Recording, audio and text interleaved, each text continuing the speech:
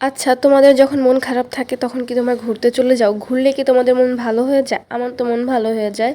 Hello everyone, আসসালামু আলাইকুম। আমি এই দিনটায় অনেক বেশি সিক ছিলাম, প্লাস আমার অনেক বেশি মন খারাপ ছিল। মন খারাপের কারণটা একটু পরেই বলতেছি। তো আমার অনেক মন খারাপ ছিল, আর এর মধ্যে আমার ফ্রেন্ড আমাকে ফোন দিয়ে বলতেছে চল আমরা কোথাও যাই, লাঞ্চ করে আসি। তো যেভাবে সেই কাজ, আমরা চলে গিয়েছিলাম লাঞ্চ করার জন্য ফরেস্ট কুইজিংয়ে। এটা ছিল জিঞ্জিরা বয়েজ ক্লাবের 4 তলায়।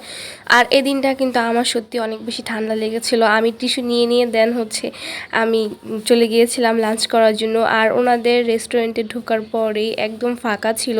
রেস্টুরেন্টটা অনেক বেশি বড় ছিল। আর এই দিনে কিন্তু অনেক বেশি গরমও ছিল। আর ঠান্ডার জন্য আমার ফেস একদম অবস্থা খারাপ হয়ে গেছিলো, চোখ মুখ দিয়ে পানি বের হচ্ছিল। আর তারপরও চলে গিয়েছিলাম মনটা একটু ভালো করার জন্য। তারপরে আমরা অর্ডারটা দিয়ে তারপরে একটু ঘুরে দেখতেছিলাম। আর এই জায়গাটা কিন্তু সেলফি তোলার জন্য অনেক সুন্দর সুন্দর আর কি জায়গা আছে এখানে। আমার কাছে তো খুবই ভালো লাগছে এখানে কিছু কিছু জায়গা। আর এই তো পুরোটা রেস্টুরেন্ট জুড়ে কোনো লোকজন ছিল না, শুধুমাত্র আমরাই ছিলাম আর ওনারা ছিল আর কি, যারা এই রেস্টুরেন্টের ওনারাই ছিল। সো এই তো আমরা দুইজন মিলে একটু এখানে মিরর দেখে ঢং করতেছিলাম। মিরর দেখলে এমন কোনো মেয়ে আছে যে একটা ভিডিও বা পিকচার না নিবে।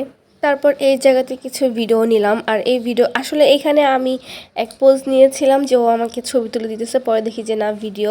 তারপরে তো এখানে আমি কিছু একটা তো বলতেছিলাম, বাট কি বলতেছিলাম এটা আমার একটুও মনে নেই, বাট কিছু একটা বলতেছিলাম। আর এই তো তারপর আমি এখানে বসে আসলে মন খারাপ হলে অন্য কারো উপর ডিপেন্ড না হয়ে আমার কাছে মনে হয় নিজেকেই সময় দিয়ে নিজের মনকে ভালো করা উচিত। আর অন্য কেউ পারবে অবশ্যই তোমার মনকে খারাপ করতে, কিন্তু ভালো করতে পারবে না। তাই আমি বলি কি, অন্যের উপর ডিপেন্ড না হয়ে নিজের মনকে নিজেই ভালো রাখো, ঘুরো ফিরো, যা ইচ্ছে করে তাই করো। আর সেজন্যই আমার অনেক বেশি সিক থাকার পরেও মনটা ভালো করার জন্য চলে গিয়েছিলাম ফ্রেন্ডের সাথে একটু ঘোরাফেরা করার জন্য।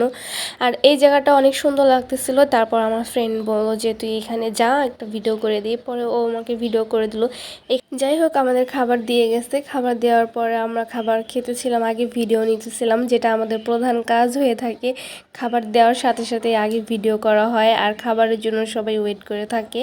তো এখানে ওনাদের খাবারের প্রাইসটা আমার কাছে একটু বেশি মনে হয়েছে তুলনামূলক। আর টেস্ট সম্পর্কে যদি বলি, টেস্টটা খুব বেশি যে ভালো ছিল তা না, আর খুব বেশি খারাপ ছিল তাও না।